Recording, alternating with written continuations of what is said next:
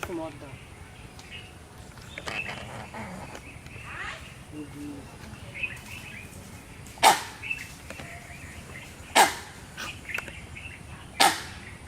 এই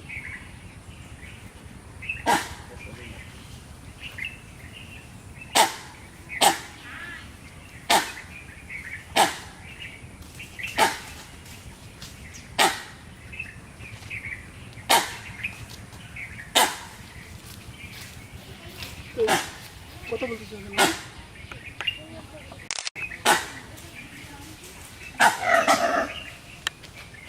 একটা কথা বলবো না, সবাই কিন্তু